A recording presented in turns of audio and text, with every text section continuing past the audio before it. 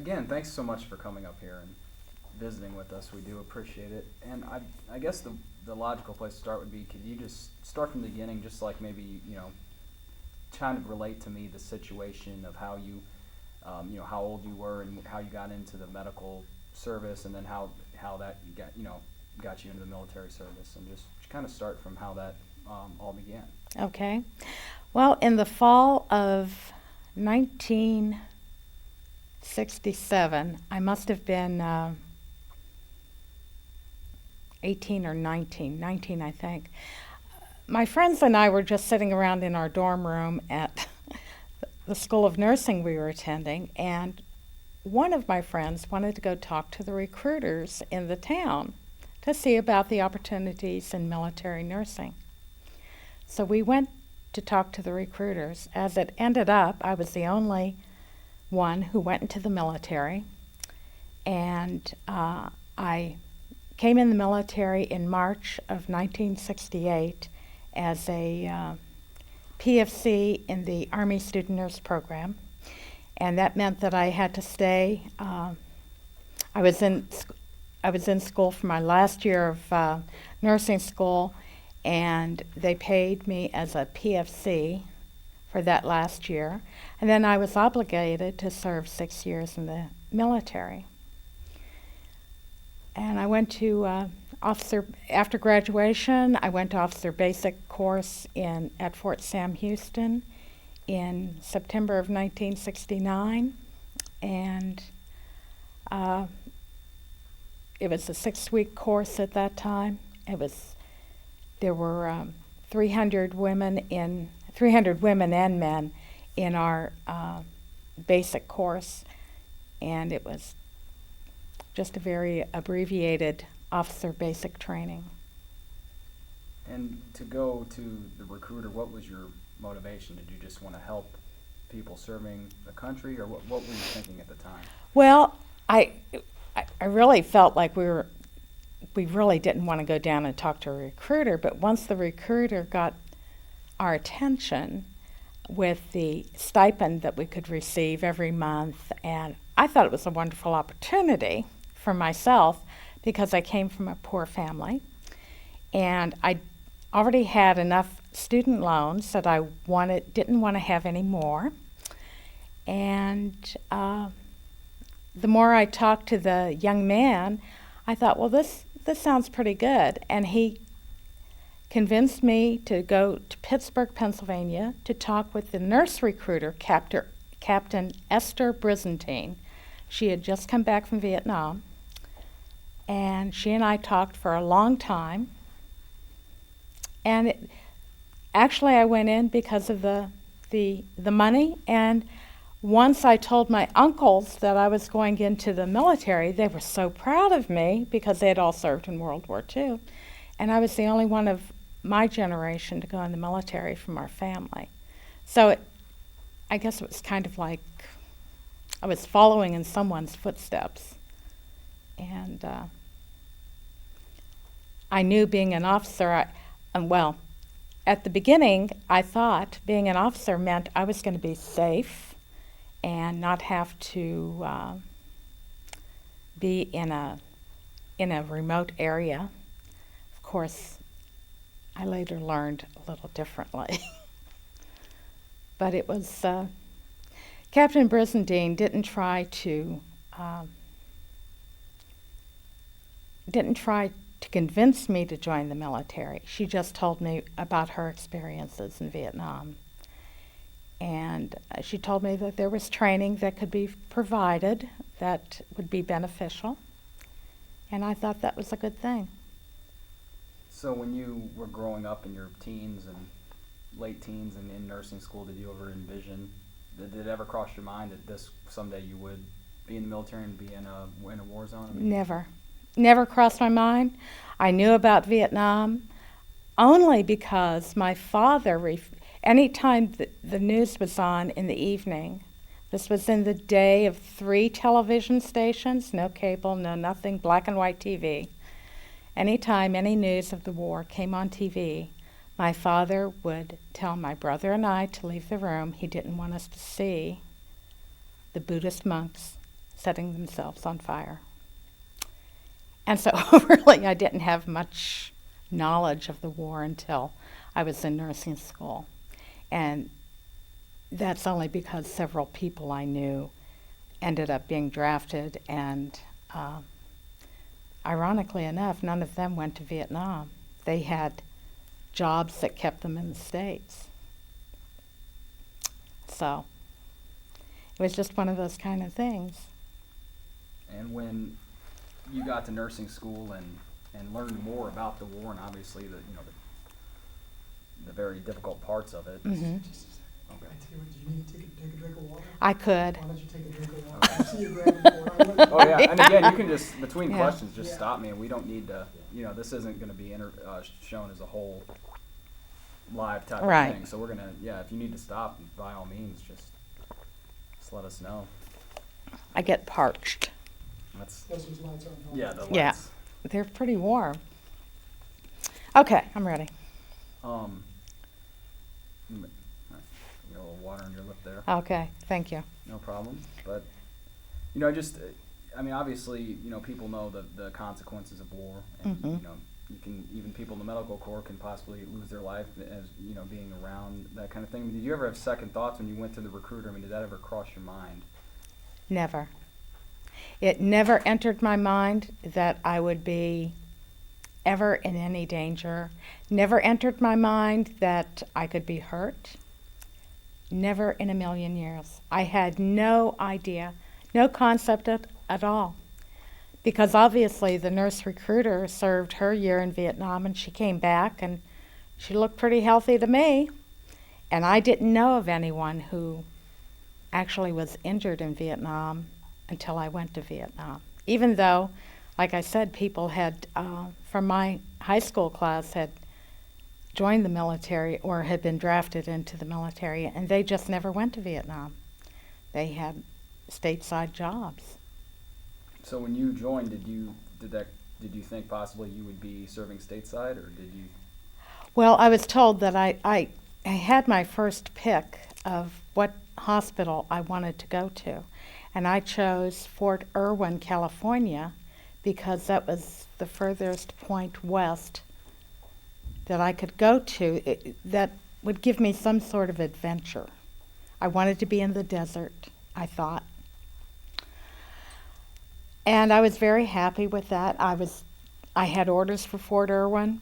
The day I left for basic training, I knew I was going to be going to California after basic training, and then we had basic training, and it was quite different from anything I'd ever done before. Although this was the era of basic training for women officers where we didn't even do physical training, and we marched to class, and we had our uniforms on, our dress uniforms on, and we didn't wear fatigues except when we were out in the field for 1 week. And we just sat in classrooms all day learning about the military. We didn't need to learn about nursing, we needed to learn about the military. And that's what we did. But of course then there came the pitch. When you're in basic training, you can really serve your country more by volunteering to go to Fort Hood, Texas, and learning some new skills, and then serving in Vietnam for a year. Well, I signed right up for that. I thought that was going to be good, and it was. It was a wonderful experience. I learned a lot more that I needed to know, and I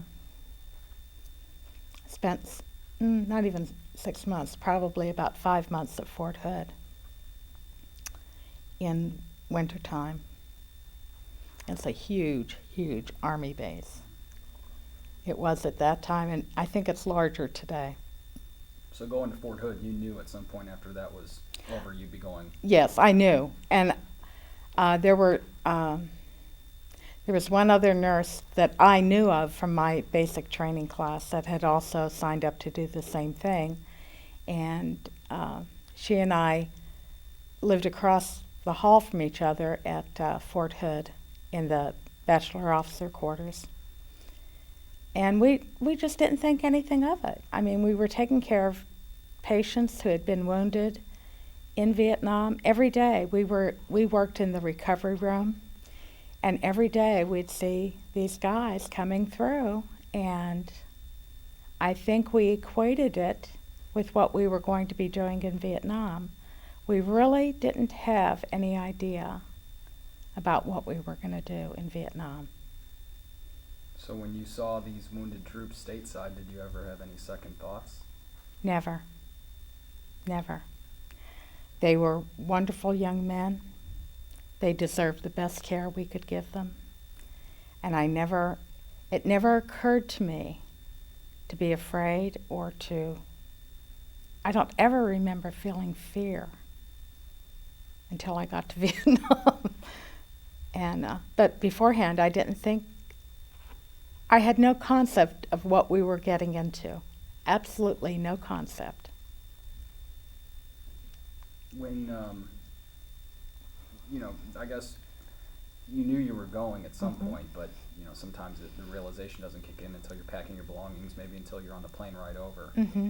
So, can you give me a sense that describe your feelings at the time when you're in the air traveling there right before travel? Well, actually, I think the last day that I was at my parents' house, my mom wanted to prepare a special breakfast for me, and I loved blueberry pancakes. And she never made them for me. She never made them. I just loved them. She didn't make them. So she did make the blueberry pancakes for me, and I thought, oh, gee, is this my last meal? I mean, it was just kind of a feeling of dread.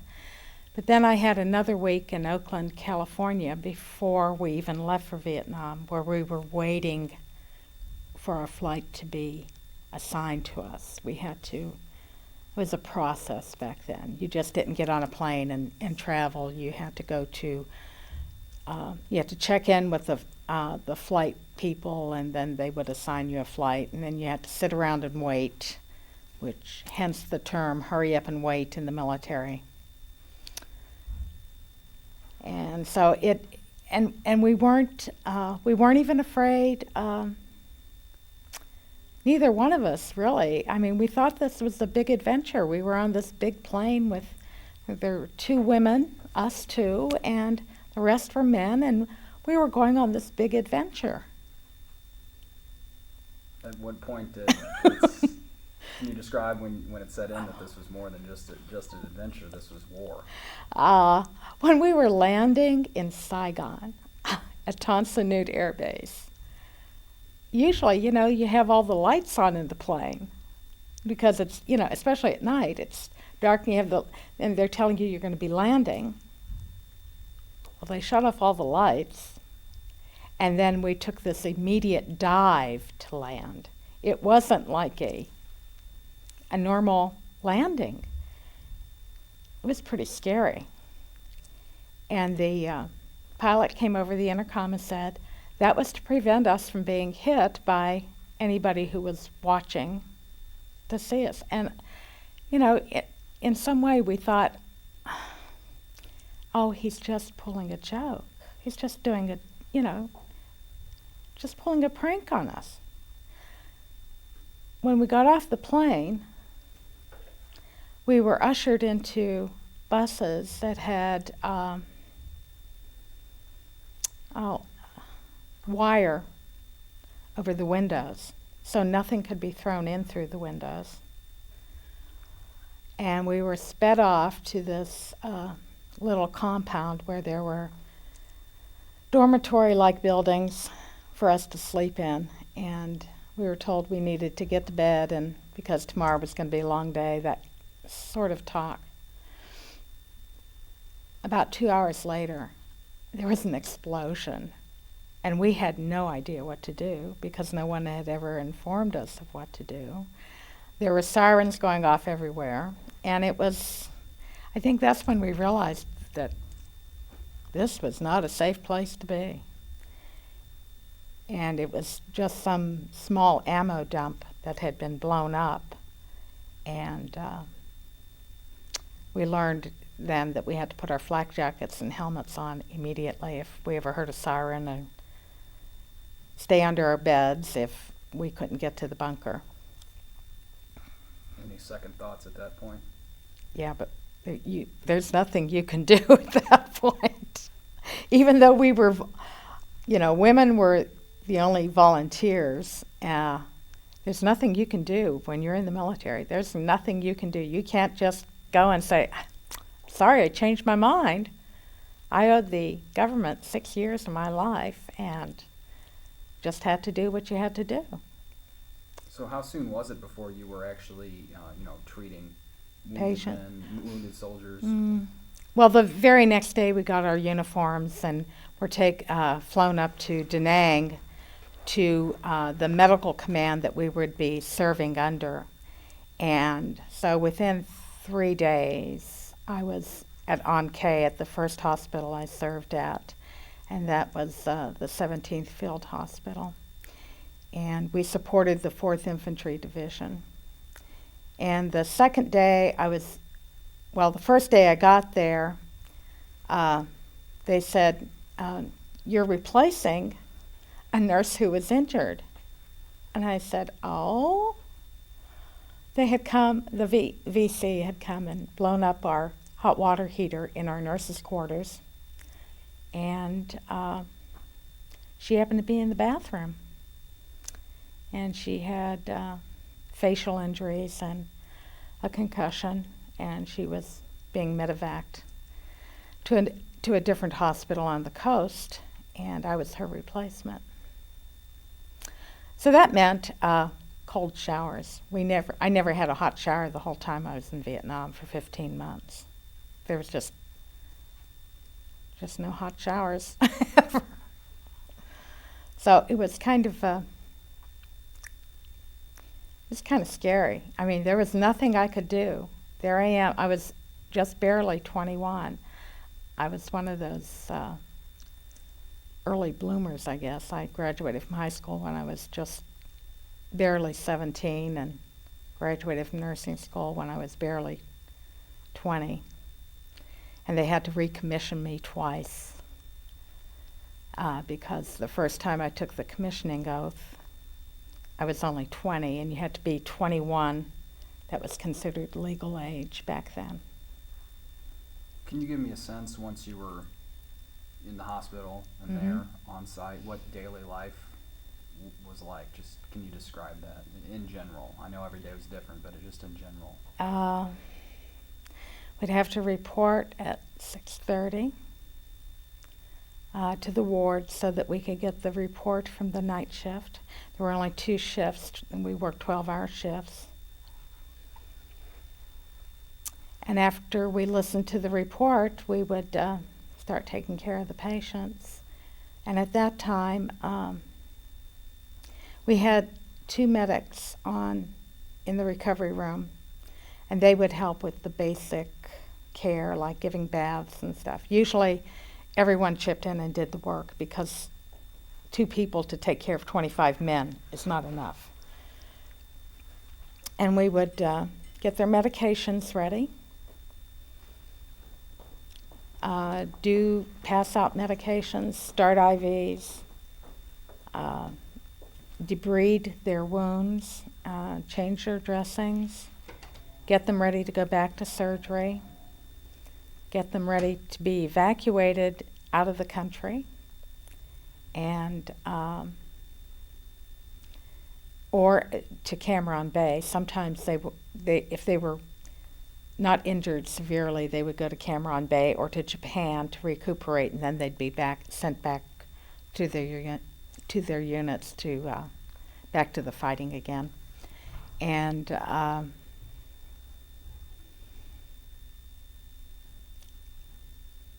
it was just a lot of hard work every day. It was just every day. We had no flush toilets in the entire base camp. Actually, we had 2, but the mama-sans usually clogged them up with stuff they shouldn't have put down the toilets. And so, we had to scrub bedpans. We had nothing. like you would think in a hospital. There was just nothing. We had glass IV bottles because plastic ones hadn't been invented yet. We had an EKG machine, but there was no monitoring equipment because it hadn't been invented yet. And if we had a very severely injured patient, we'd have to monitor them every 15 minutes. And usually we had a lot of those. They would just have, it was just constant work. You were on your feet and giving medications and helping the medics, that sort of thing. How do you characterize those experiences with what you perhaps thought it would be like before you came? Well, actually, it's probably the best nursing I ever did in my life. I've always said that I learned more about nursing and patient care in that 15 months in Vietnam than I ever did in school or since then, working in a civilian hospital. One thing I was wondering is how well your training prepared you for it. It sounds like perhaps the training was on-the-job training. I mean, is that fair to say that? It's fair to say in that the nursing laws at the time didn't allow us to start an IV in Pennsylvania. So there were a lot of things that I didn't know when I went into the military. And most states really restricted what nurses could do, that it was more in the realm of what the physicians would do. And so the first day I was on the ward, my head nurse said to me, start an IV on this patient. And I said, I'm sorry, I don't know how. And she said, I'm going to show you once, and you will have to learn from that one time because I don't have time to keep reteaching you. And I learned very well. I probably could start an IV with my eyes closed by the time I left Vietnam, because it was something you did all the time. And there were things that we did, minor suturing, debriding of patients. That means cutting away the dead skin and changing their dressings and making sure that they weren't getting infected. Because of the nature of the jungle, the people got infected very easily. I'm trying to get a sense, you mentioned it was very hard work, probably nonstop all day. Nonstop, all day, all night as well. It just went around the clock. You didn't have, at night maybe it would be a little bit less, but because the fighting didn't go on usually around the clock, most times it was during the day, unless they were attacking, like when they attacked our base camp. If someone got injured, then we'd have someone to take care of at night. But for the most part, it was during the day. And sometimes we would have mass casualties come in at night too, but most of the time it was during the day. And so before you went, I mean, is that the work, the constant nonstop? Were you prepared for that? Is it more difficult than you ever thought it would be? How do you characterize that? It was actually much more difficult than I ever thought it would be. I had come from the hospital where I had trained as a student nurse, and I worked there for a few months before I went on active duty. And I was taking care of basically cancer patients post-surgery, and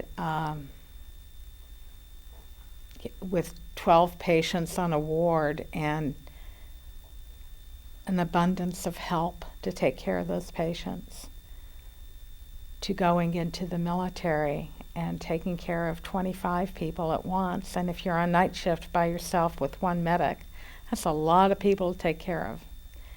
And we managed to do it. We did it well, and we saved a lot of lives. Was that generally the about 25 men or soldiers at one time, or how was it? Just like a huge ward with bed next to bed next to bed? How was it set up? Well, our hospital was a field hospital, and it was made of Quonset huts. Do you know what those are? They're, I don't know if I can explain them. They're a metal building, and it's a half moon shape. And each ward, each of the 6 wards, had 25 beds. 2 of our wards were dedicated to medical patients, where they had malaria, dengue fever, that kind of thing, where they certainly couldn't do their jobs and they had to get well before they could go back to their units. And then we had our post-op ward, which is where I worked. It was the surgical ICU. And it was, ICUs were only starting to happen in the U.S. at that time. This was just a whole new concept in medical care. And we had 25 beds in there. And then we had a 25-bed Vietnamese ward where we kept Vietnamese patients. We didn't usually mix the two. And then we had a 25-bed overflow ward. That's only 5 wards. There was another ward that we didn't use at all, but we had a 25-bed overflow ward that was for people who were ready to be evacuated and who could kind of walk around and do things on their own. And they were usually, sometimes that wasn't full. That was just, they were just kind of waiting to get transported to someplace. And we only kept our most seriously ill people on the post-op ward. They were the ones who could not do anything for themselves, usually. How was the hospital and the wards normally at capacity? Or was there room? Can you describe that as? The one ward where it was overflow was sometimes empty. The Vietnamese ward was always full because they didn't trust their local hospital that they had in their village. And our post-op ward, sometimes empty, not empty, but half empty, and other times full. It just depended on what was going on in the war and what units were out in the field. And the medical wards were the ones that were kept busy all the time because people would get dengue fever and malaria and those kinds of tropical illnesses that we don't treat here in the States as a rule. Were you ever in the emergency room type of setting where someone would come in? No. No, I only saw the patients when they had their first surgery. They'd come into the emergency room and then into their surgery and then to us. So we took care of them. We were the first people they saw when they woke up. And it could be pretty sad sometimes because some of them just didn't wake up to very good news. They might be missing an arm or a leg or both legs or be blind. It's really kind of bad sometimes for them. How would you go about telling someone when they just woke up that they might not realize yet that they're missing their legs? Or how can you describe that for me? I couldn't imagine that. You would just answer their questions, and usually the doctor would be right there. If we had someone who lost limbs, our surgeons would be right there to answer all the questions because that was felt to be their area. And then we had to comfort them afterwards and just try and help them get through it. We didn't have a psychiatrist on staff, so they had to wait until they got back to the States to get any mental health help, if they ever got it. I don't know because I never worked in a VA hospital. And it was very I remember one fella that we got in, he didn't even go through surgery because there wasn't anything that could be done for him. They brought him into our ward. He had been, it was a blast injury, so it was like what they call today a traumatic brain injury. And he had had his neck broken, and there was no way to save him. And so I was just assigned to stand there with him and talk with him and try and ease his mind. And then when they got ready to evacuate him to the 67th evac, which had capabilities of a neurosurgeon, he died on the helicopter en route. That was pretty hard to take. Although we knew he was going to die, but it just is pretty hard to take when you've had to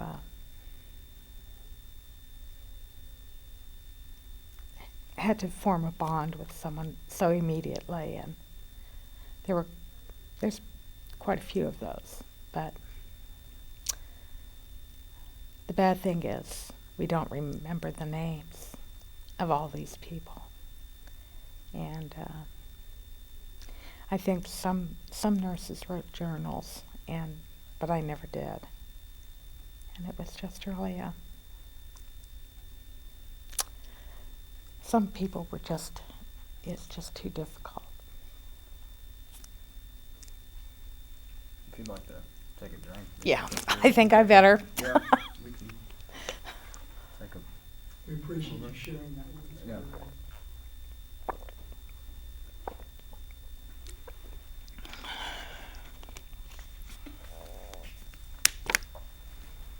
How long were you over in Vietnam, and what years was that? I was in Vietnam for 15 months, from April 1970 to August 1971.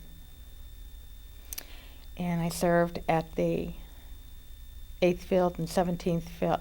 It was the 17th Field, then it was redesignated the 8th Field in An Khê from April to November of 1970. And then I got sent to the 27th Surgical Hospital in Chu Lai.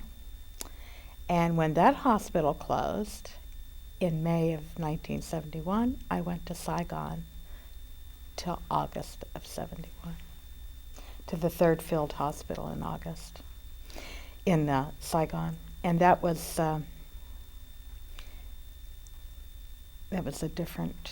quite a different situation from being out in the countryside with the soldiers. It's way different.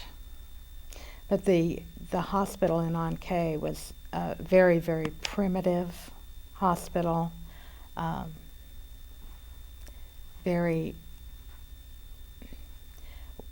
had to conserve our water supply because it was trucked in from the coast, from the desalination plant.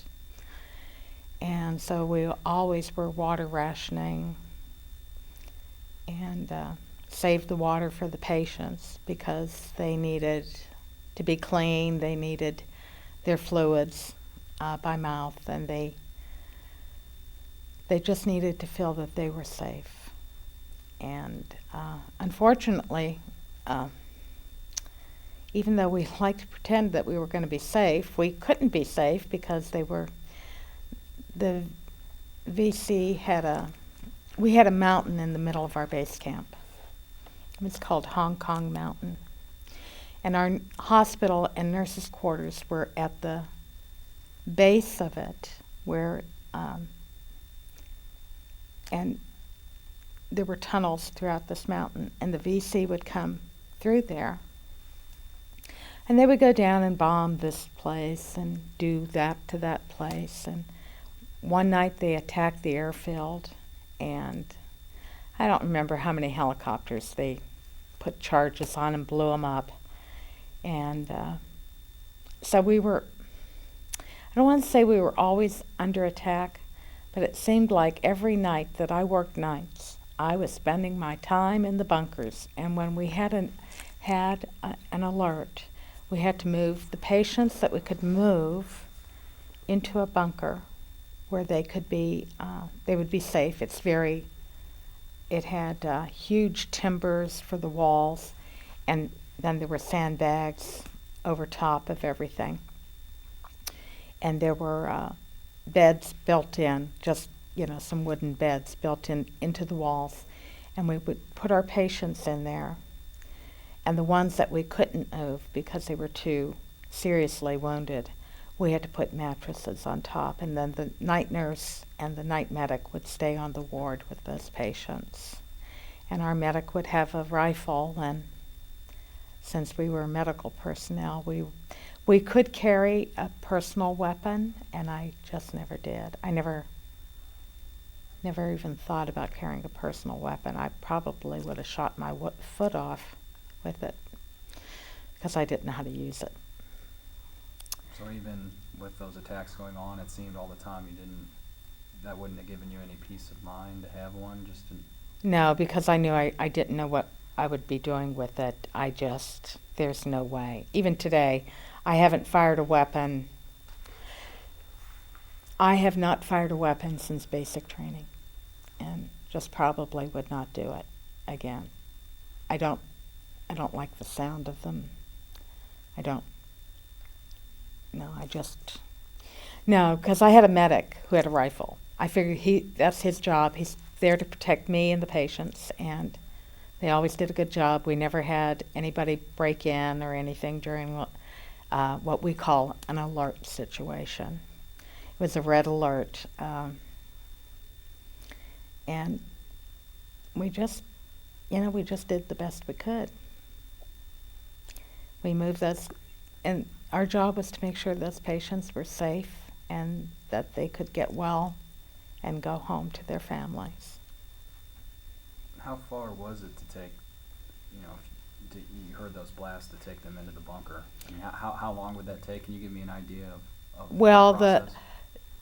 the people on the ward who were able to walk, like maybe if they had a punji stick wound to their leg or something, and they were able to walk and they weren't too bad off, they were tasked to help us carry any in that couldn't walk but were safe enough to move in there. So, and their beds were nothing more than litters. They weren't a true hospital bed. It was like a litter on wheels, and so we could just push them down and get them moved, and probably less than 5 minutes, because it was at the opposite end. It was across, there were all these, it was this hall down through the middle of the hospital, and then at the opposite end was the bunker. So it was like, 50 feet. It wasn't very far. So we could move them quickly, and we could get them in there. And then, like I said, the ones who had to stay, then we would put mattresses over top of them if they could handle it. And if not, well, we just stayed with them. So if anything was going to happen, we were going up too. So we had to just make sure they were okay, because they still needed their medicines and their anything else done for them if they needed suctioning or being taken care of that way. So it sounds like, in addition to the physical well-being, you were there to kind of, even though you're not a psychologist, to help with the mental well-being somewhat. Can you describe how do you comfort someone in that kind of situation? I don't know. We were on autopilot. I don't think any of us gave it a second thought. You just have to reassure them that things are going to be okay, and that they will be given the okay to go back to normal soon. And I actually preferred to be on the ward with the patients rather than be in the bunker, because the bunker was just, I guess I got very claustrophobic because it's so small and so tight. I hated to be in there. And most of those guys probably had been through a lot worse situations than I could ever imagine. Obviously, they were injured, so they really had a bad situation that they came across. And we just tried to reassure them they'd be okay, that nobody ever attacks our hospital. Of course, we didn't tell them that the quarters had been attacked, but we always made sure that they knew that no one had ever attacked our hospital. The Vietnamese you treated, was there ever a time when you'd have to treat like enemies, prisoners Yes. of war? We always had prisoners of war, because we were the only hospital. There was a Vietnamese hospital in the town, but it was just, I said our hospital was primitive. Well, this hospital in the town was nothing more than a building with some pallets on the floor, and they called it a hospital. It was nothing. And we took care of those situations of the Vietnamese civilians where the Vietnamese doctors could not take care of the situation. Like we had a young child who had tetanus. Now, you always get a tetanus shot. Well, in Vietnam, people didn't know about tetanus shots. And this kid had, I don't remember how he got injured, but he got something in his head, and then he developed tetanus, or lockjaw, as people call it. And he was in that bed for quite a few days, and then he did pass on, because there's nothing you can do. At that time, there was nothing we could do. We had one Vietnamese woman who, for some reason, could not deliver naturally, and so they brought her to our hospital, and they did a cesarean section on her, and we took care of the baby and the mother afterwards. And I received that a skull necklace carved out of ivory from the father, because he was so grateful that we had saved his wife and his child. And then we would have the children who, this is the hardest part of it all. The VC used children as decoys and as people to plant what is being called IEDs today. We used to call satchel charges, and they'd use children to plant them, just like is happening in Iraq. And sometimes those charges blew up, and the children would be injured, and we'd take care of them as well. And then we'd take care of the Viet Cong soldiers and the North Vietnamese. We get an occasional North Vietnamese Army soldier. And those people were, after they were always guarded by a military policeman. And when they were, obviously we had to keep them until they were completely healed, because there was no place else to take them. And when they were healed, they were released to the South Vietnamese Army, who then, wherever they took them, I don't have any idea. Did you ever notice a difference in demeanor, attitude between the prisoners of war, the VC, and the other local people you treated? When they'd first come in, we had a woman who was a translator for us. And when these patients would first come in, they were told that they had to do everything that we told them to do, of course. And I think they felt very threatened by that. But our translator would, we would make sure our translator knew that this is why we're doing something, please tell him, so that he knows. We never had a female, we did have one female VC, and she was very compliant. She did everything we asked her to do. But they did tend to just follow directions. I mean, because we treated them, we didn't like having them, but we treated them as well as we treated our own people. I mean, we certainly would not give them we always made sure they had the medical care they needed. And I think they were afraid that we were going to poison them or something. They just never, they were always shy about everything. They would just not,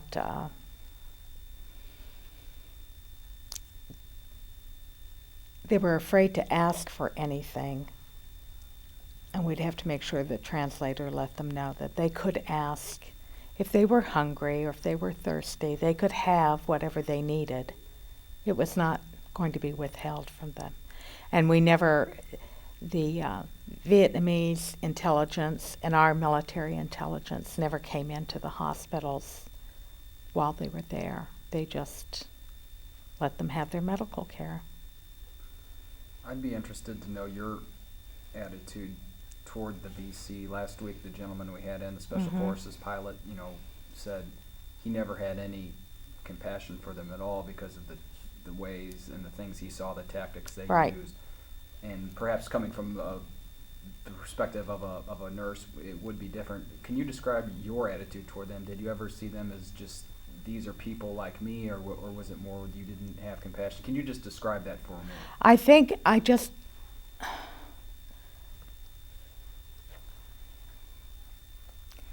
knew that they were people that deserved our care, and I gave them the care.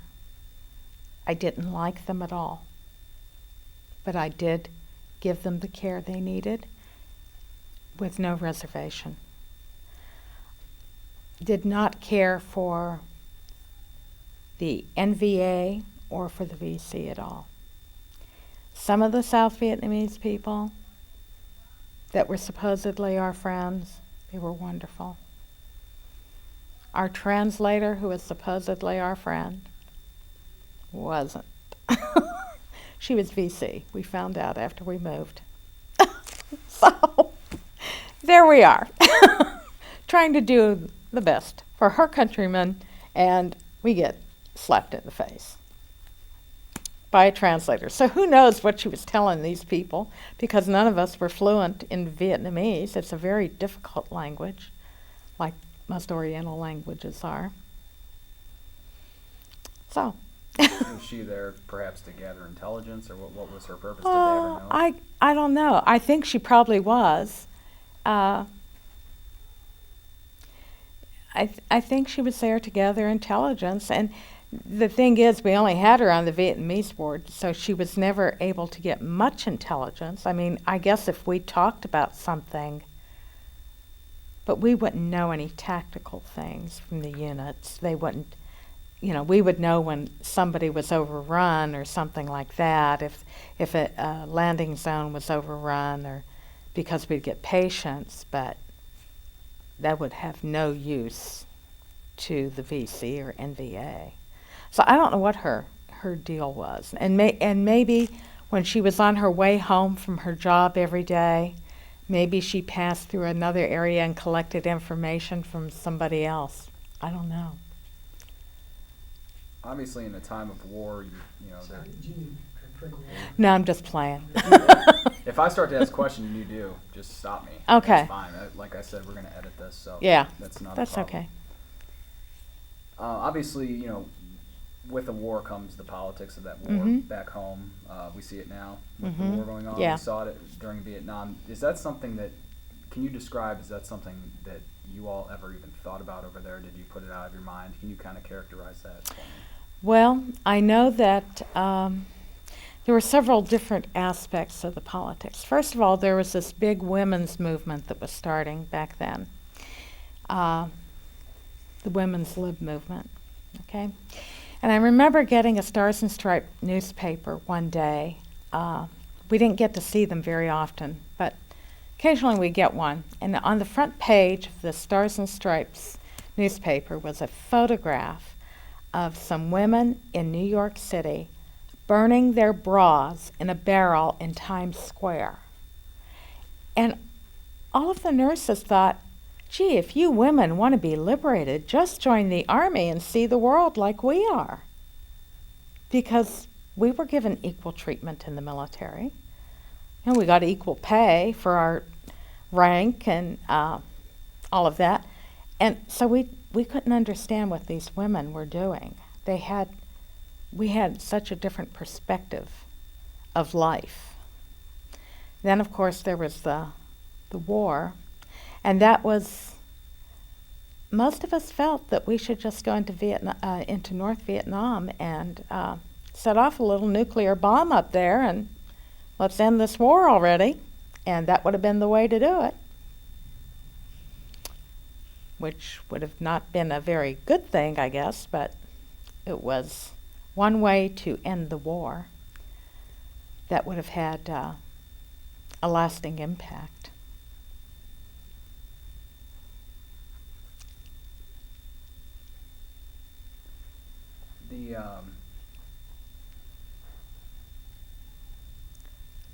I guess the next transition would be to talk about when you learned you were going home, getting out of there. But before that, are there any other, anything you feel comfortable telling us, any more specific instances where perhaps you were dealing with a specific soldier, or there's anything else that you can remember that stands out as just a powerful memory for you, if you feel comfortable sharing it? One night, I was on duty, and there was some attack around the base camp. Somebody was attacked, and some unit, and one of the soldiers was shot in the heart. And as you can imagine, that's a very severe injury. And because he was so close to the hospital, within 10 minutes away, they got him into the operating room right away and were able to operate on him. Brought him into our recovery room, our post-op ward. He had 4 IVs going, 1 in each arm, 1 in each leg. And we were having to put blood through him. We had to pump it in through a blood warmer. And they didn't think he was going to make it. So we worked on him all night long. Finally got to sit down and look at his chart. Lo and behold, this guy was from a town 5 miles from my hometown. That really hit home. I didn't know the fella at all, but I do remember that he did get medevaced back to the States. Now, whether or not he made it after that, I don't know. And I've been afraid to find out. I'm sure I could. I come from a very small town. His town wasn't any bigger than my town. But that was one long night. So it was, you have all these memories of different patients. We had a little Vietnamese girl who was burned by a cooking stove. They were using kerosene to cook with, and it exploded.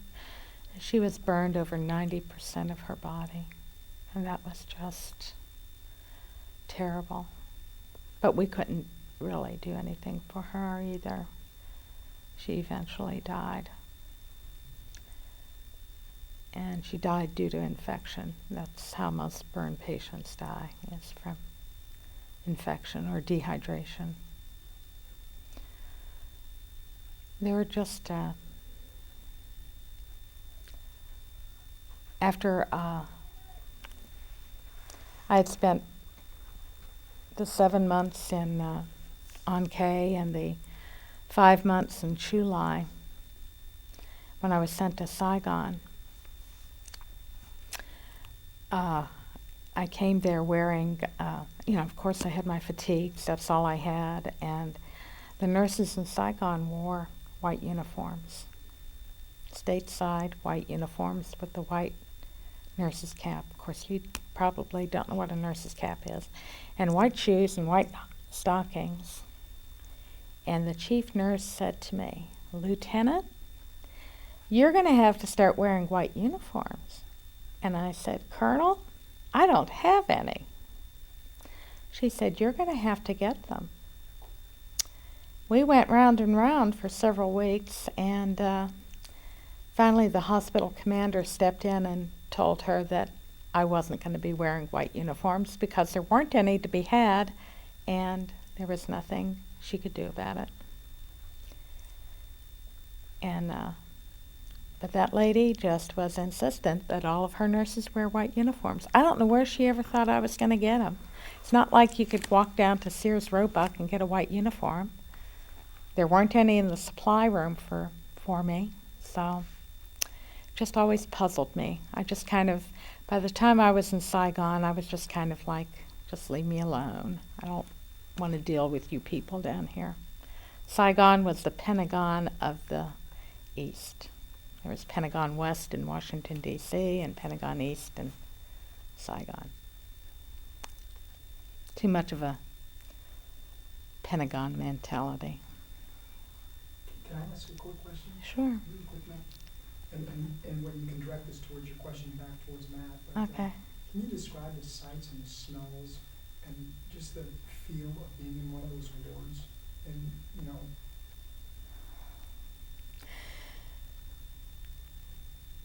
For one thing, it was incredibly hot, even though the ward that I worked on was the only one that was air conditioned. It was still incredibly hot because the air conditioning didn't work. There was always a smell of blood, always a smell of blood. And there was always a smell of putrefaction, of things dying. And that's why we had to debride the war wounds and get the dead tissue off, because what was happening was their skin was rotting from all of the different germs that were. When you have like a punji stick wound or a gunshot wound, there's debris that comes in with the stick or with the especially with like a mine explosion. It blows up dirt into the wounds, and this causes decay of the tissue. And so we'd have to cut away that dead tissue all the time because it stinks. And then maggots go into it and help you clean it up. It was just really an awful, I don't think I could ever forget it. It wasn't a clean smell like you go into a hospital today. It never was. And we had, of course, I told you we had no flush toilet facilities. Everything was bedpan and urinals, and you had all those odors along with it. And then the cooking odors, you know, from the mess hall. It's just a really strange place to work and live, and I guess after a while you become acclimated and just don't worry about the smells and we all stunk because we didn't have access to hot water. We just washed in cold water, and if we had water. And it's just an awful. Come to think of it, it was pretty awful, and yet those patients just loved to see us nurses because we were the only round eyes around. For miles around, they never saw an American woman. They only saw Vietnamese. When you were over there, how was it difficult to keep track or to keep contact with your family back here? I know that I wrote to my mother and father, and they would write to me. And occasionally they'd send me a little cassette tape so that I could play it and listen to them. And I didn't save any letters.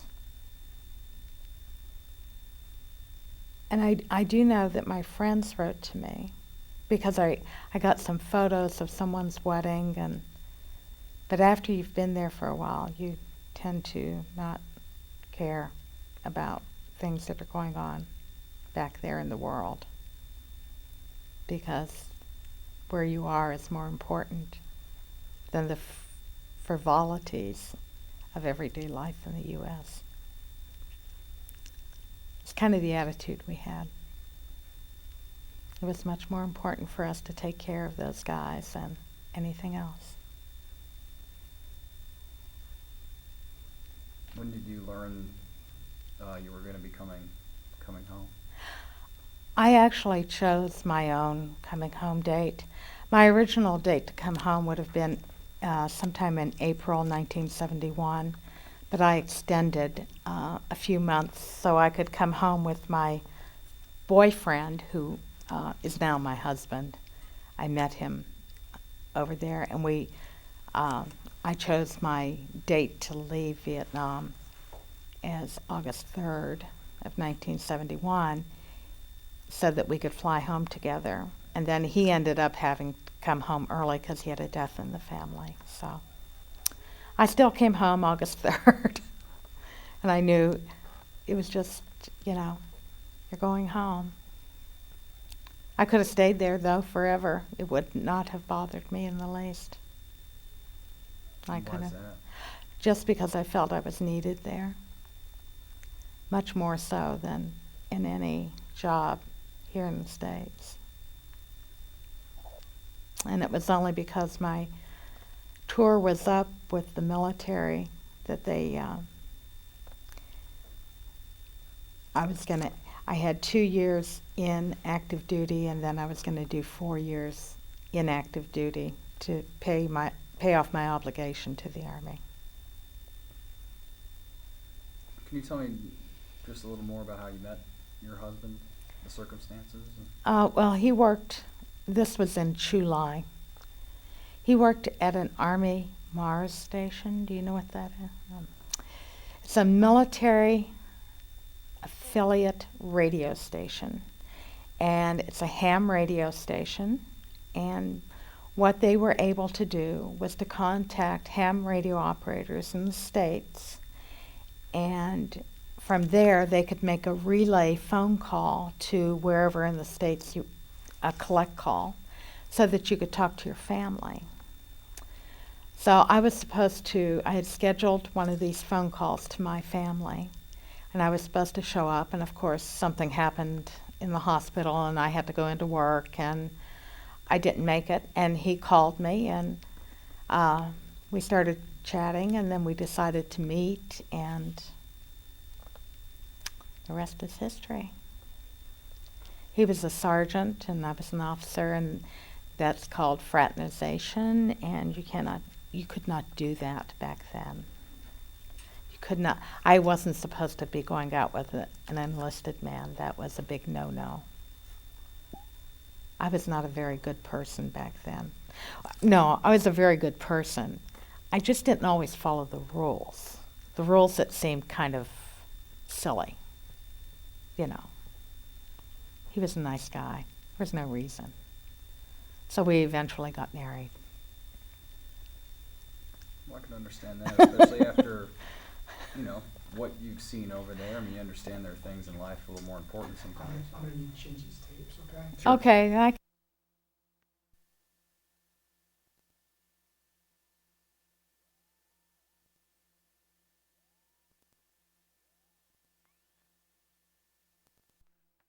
Mm-hmm. It's rolling again. Water there. So Yeah, I don't want that. Okay, I'm rolling. I guess what was when you first got back on American soil over here? I mean, Mm-hmm. what can you describe your feelings then? I was so glad to be home. I actually, from Saigon, I went to Cameron Bay, and from Cameron Bay was flown to Fort Lewis, Washington, and because I was getting out of active duty, I had to out-process at Fort Lewis. And it was just so wonderful. At the Army guest house for officers, the only room they had left was a 4-bed suite, and there were 4 of us nurses. And they had a huge tub. This was before the big spa tubs of today. There was a huge tub, and none of us had seen a bathtub in all this time. So we took turns taking baths, and the ring around the tub was just full of red clay from Vietnam. It was just awful. I pitied the poor maid who had to take care of that bathroom the next morning. And then I was supposed to visit some family in Denver, Colorado on the way home. And I called my mom and dad and I said, I'm not stopping to visit. I just want to get home. So I flew home and I was just so glad to be home. Just so glad. I was just relieved to be home. I was just so glad to be home. And that was kind of short-lived, though, because of course, my family was glad to have me there, but I went to visit a friend one night who didn't live very far from my parents' house, so I walked over, and it was around 10 o'clock, and I was walking back, and there were some guys who were following me. And I knew who they were. They had been friends of my brother's when he was in high school. And they were following me because they thought I had drugs with me. Because at that time, it was, the thing to bring drugs home from Vietnam. Well, you really couldn't do that because the dogs went through and I didn't do drugs. That was totally against my whole philosophy of life. And I thought, oh, I just want to go back to Vietnam. I don't want to be around these people. And actually what I did do was move to Kansas to be closer to my future husband. And then, I left my hometown after 2 weeks. I couldn't stand it there anymore. It just was not. So it was an awful homecoming, really, when you think about it. The only people who cared were my parents. Everyone else was looking for something that was never going to happen.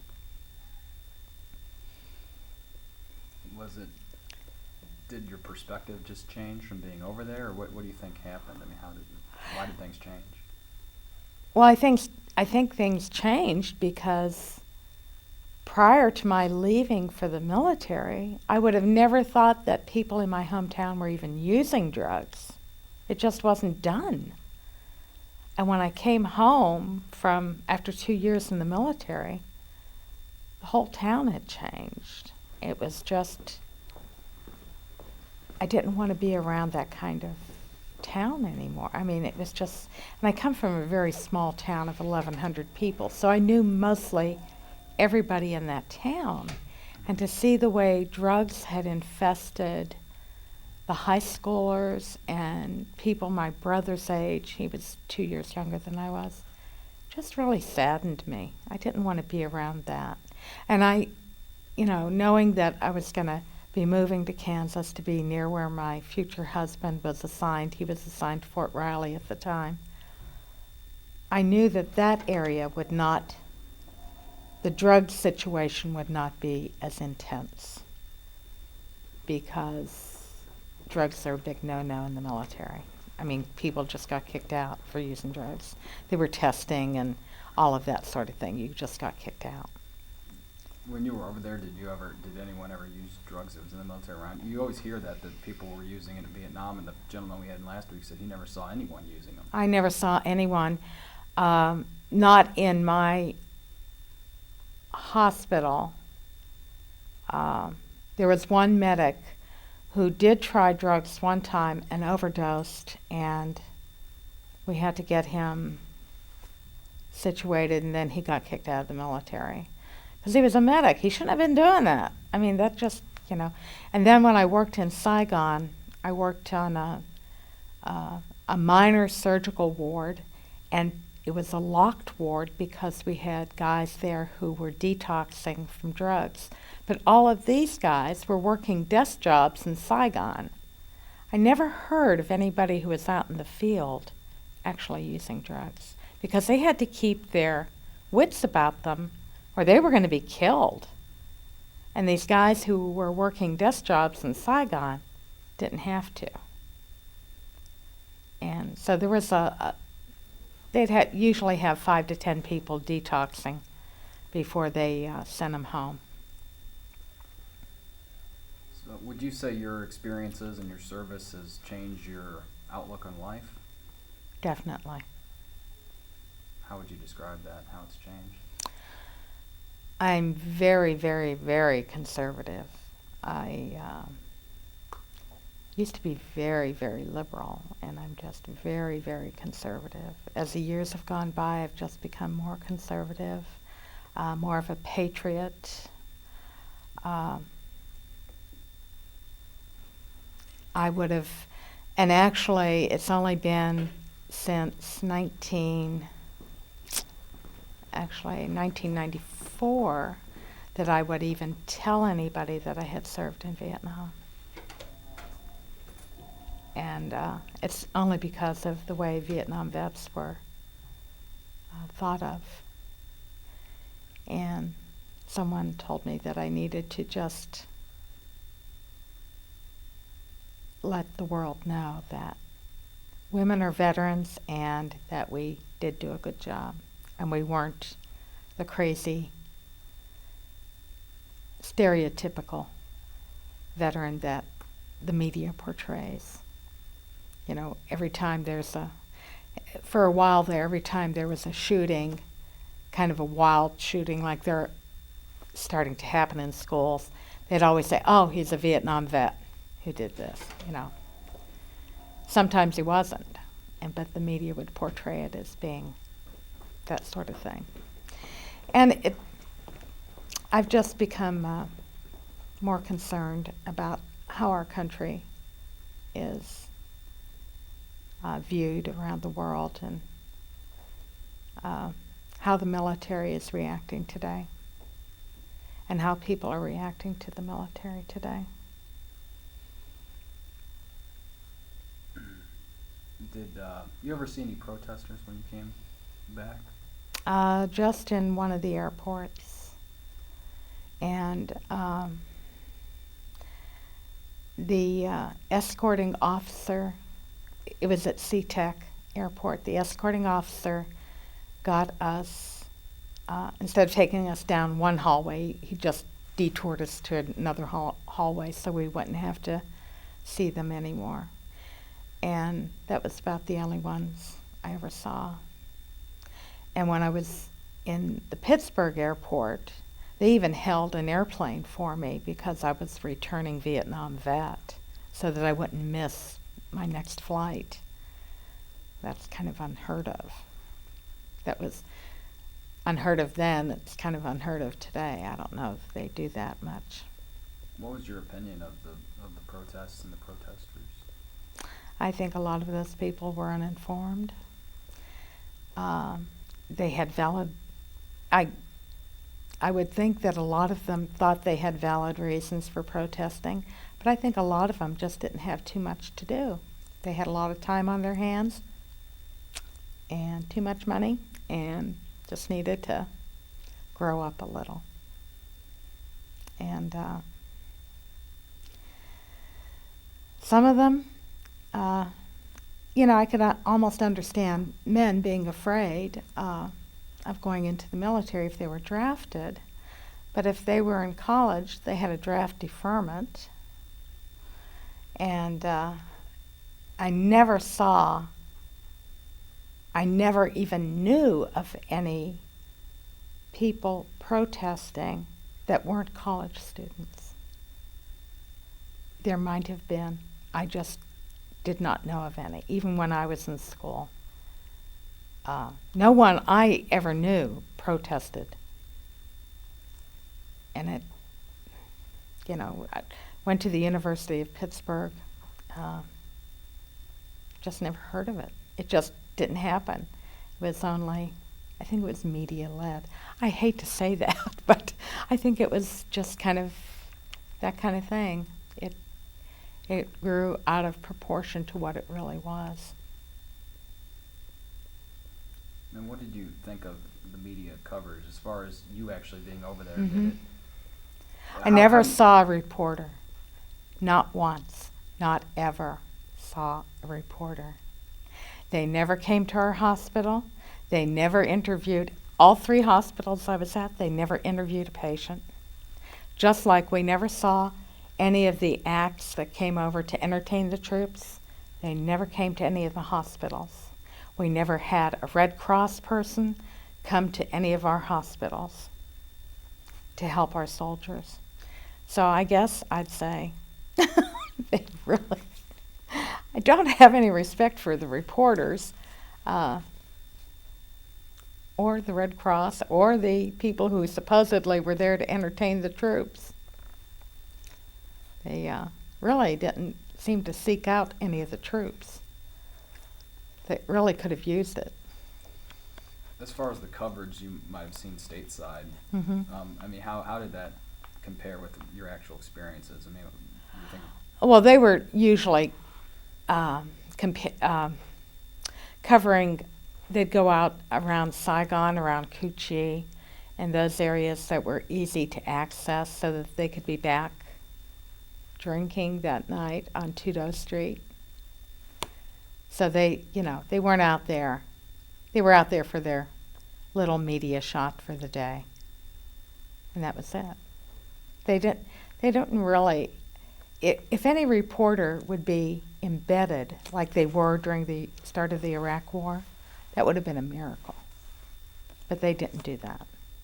I don't think the military would have let them. It would have been very unsafe.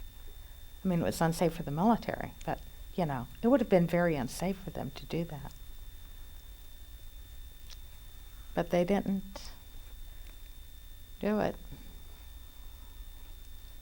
as far as any more, I'm pretty much finished with specific Okay. questions. Is there anything else that you would like to add or touch on that I didn't ask about or that comes to mind? Not that I can think of.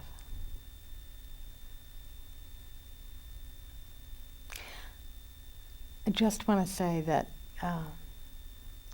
the nurses and the medical staff did all they could to help each and every soldier. Whether they were friendly or not, and we did a good job in spite of all the difficulties we encountered. And I'd say all of us are proud to have done our jobs and to have helped so many people. That would be about all. Do you have any other questions? Okay, I believe we got it. All right. Under center.